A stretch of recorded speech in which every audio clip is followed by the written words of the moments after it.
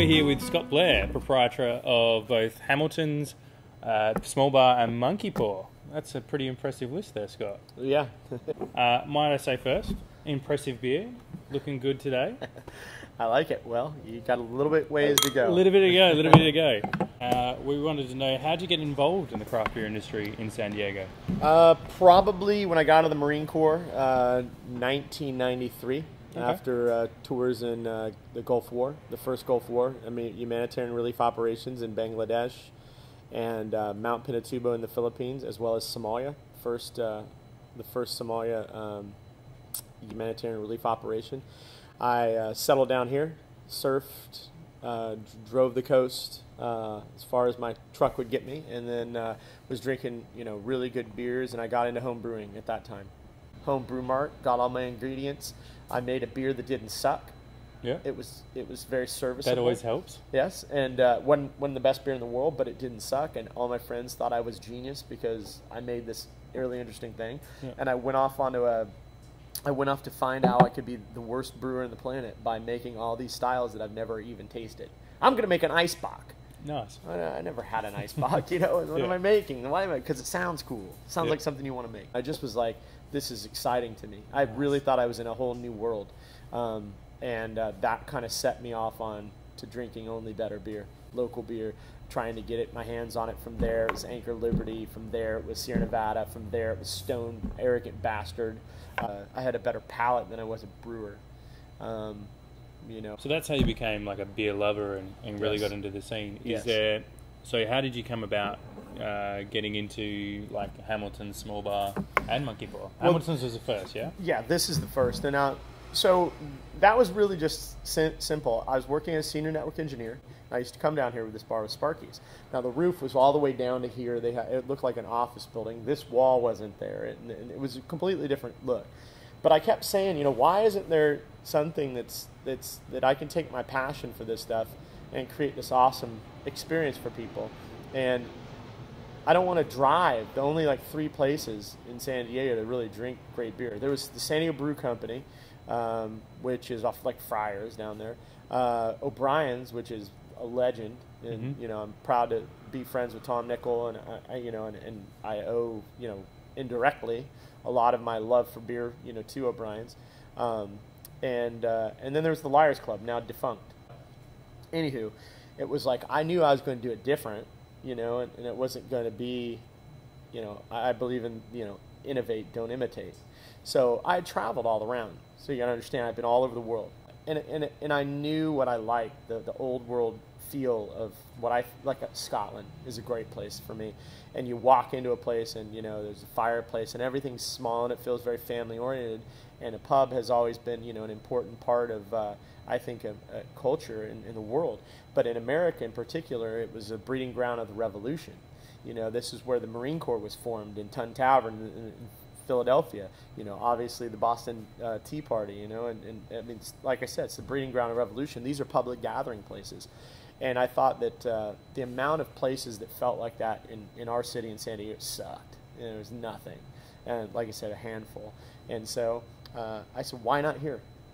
It was all dive bars and nightclubs. Why not here? And so Sparky's, the lease went up, and it had been around. I believe it's the oldest beer and wine only license in the city. So there's nostalgia here, and I thought, what better place to do it? And I didn't care. That was the brilliance. I didn't give a fuck if it failed. Who gives a shit? Yeah. It wasn't like I needed to make money and this is a scheme. It was like, I'm going to turn people on to what I like. Yeah. And if they dig it, then great. But if they don't, then fucking go somewhere else. But not be a dick about it. But my job was to encourage people to understand something that I felt like they didn't know, and I felt like I could do a lot of innovative things that people weren't thinking about, because I could approach it from not only a beer lover's perspective, but also someone that worked in a large corporation and understands. I was a senior guy there, so I understand some of the backstory that goes on to like sales. Whose idea was it to put the taps on the roof? Me. That was my. It's brilliant. That was my first thing. I said, right out of the gate. When this place was gutted, I exposed the ceiling. I thought, oh, open trusses, those are great. I'm going to put handles upside down, and it's going to look like stalactites or bats hanging, because I'm going to have so many beers, because I'm going to rotate so heavily, and I'm just going to turn people on all this stuff, and it'll look really cool. And then in the beginning, it was very sparse. Now it's densely populated, and every handle that you see there is a beer that's been served here. And then from Hamilton's, Small Bar. Yeah. Was the next.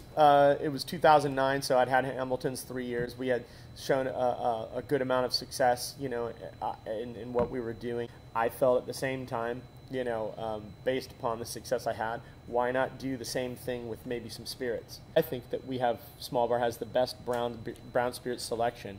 I'd agree with you. In San Diego. It's amazing. And it's very unpretentious. So I wanted to create that kind of city feel, but not be divey about it, and also not be highfalutin. So I think we did that.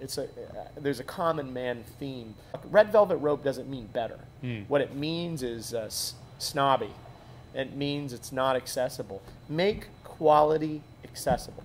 That was Small Bar. So you've got Hamilton's in South Park. You've got Small Bar in University Heights. Yep.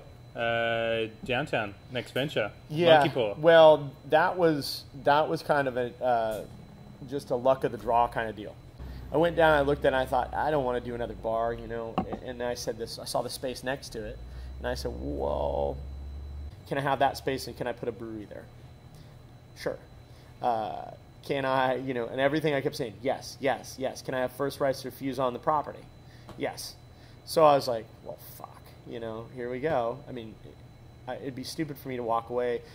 And so I decided to put our small brewery there, and I felt like it could be like East Burnside in Portland, which was, synonymous with bad times. And now it's kind of a bustling little area in Portland. So it really was just opportunity. And then we had to execute. Proud to say that it's an award-winning boutique brewery. I say boutique because we make shitloads of different beers. We just made a beer with you. Yeah. On the fly, we decided we're going to make a beer, and you had a good idea. I asked you to innovate on it. You innovated on it, and look what we're going to put out in a couple of weeks. Yeah. I care more about the product than the glass, the health of my business, the health of the people that are doing the job. Well, I think all three of your venues are highly successful. Monkey Paw, any game day, ballpark. Yeah. Everyone comes streaming up from Petco, so. And stoked to good have spot. it. And and to be honest, you got to put a lot of credit into the consumers. I'd rather talk to 10 people that know nothing about beer, so I can encourage them and convert them into craft beer, than I would one asshole that has Black Damnation in his cellar and couldn't get laid in a nickel whorehouse with a handful of nickels. I had to say that, right? I love it. Well, obviously, in a massive craft beer boom, the scene in the US continues to expand. San Diego itself seems like there's a new brewery every day. Yeah.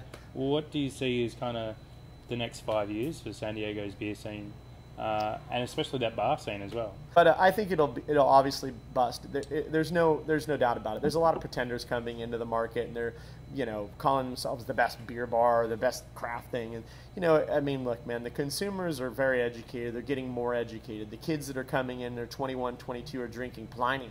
I mean, Jesus. I mean, I didn't drink Pliny until I was like 26, 27, 28. I mean, it's just the way it is. Yeah.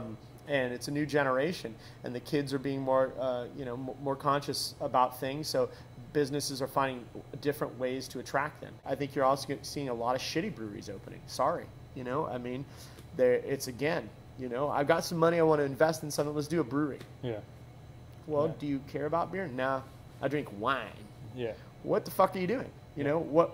I mean, it's what? I'm going to go to a water polo game. Why? I don't know. I just felt like going. It's like, what are you doing? Do something you're passionate about. Yeah. So we're going to see it bust because they're not going to have the leg and they're not going to have the fortitude to stick with it. They're going to want immediate results. They're going to want immediate gratification, and that's not what this industry is about. It's about longevity. It's not a sprint, it's a race. Yeah. And you got to be in it for the right reasons and to be able to endure the peaks and the valleys. And if you're true to yourself, and you're a decent fucking human, then that your energy and your soul is going to be, your people are going to feel that. I was asked, what's the secret of success? Well, success is relative. I don't consider myself successful. I go, I still feel like I'm just learning what I need to do. No. Ask me that in 7 years. Ask me that in 8 years. What, have I figured it out? I'm trying to innovate today at my bar. Yeah. So instead of resting on my laurels, but I do know that I created a place that I wanted to hang out in. So the secret of success is find something you like and share it. No. Really, I sound like a hippie, but... All right, so say that you, today, find a DeLorean somewhere and go back and visit young Scot Blair. Is there any advice that you'd give a young Scot Blair? Don't open the bar. Really? Seriously, don't do it. It would have been it would have been join Google. Here's a number of things that I didn't know. One, how polarizing, your opinions can be to people, your personal opinions.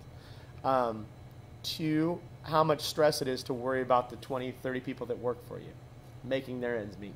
They depend on me, some would say a brash and brazen cowboy, to make good decisions so they can pay their rent. That's an extraordinary burden that I don't think people understand getting into it. And some people don't give a shit because they're out for a different reason. Well, I certainly give a shit. Yeah. And I didn't know that was part of the game. The celebutard, I call it. I'm not running for office. Yeah. I'm fallible. I'm human. I've made horrible decisions in my life. I've made great decisions in my life. I'm human. I have personal opinions, and I'm a outgoing personality, and I don't mind a little banter. So I would probably not do this. I would have took a job at a larger corporation when all my buddies left one of my companies. I would have vested out a shit ton of stock, and I would probably be living in like a gnome somewhere in the woods, and be happy in a small little sandwich shop somewhere, and small community, taking care of my family, a good little nest egg. Interesting advice. Yes. Well, it's been entertaining as always. Awesome. Scot Blair. Thank you very much. Always entertaining. Thank you very much for having an interview with us. And cheers. Cheers. Cheers.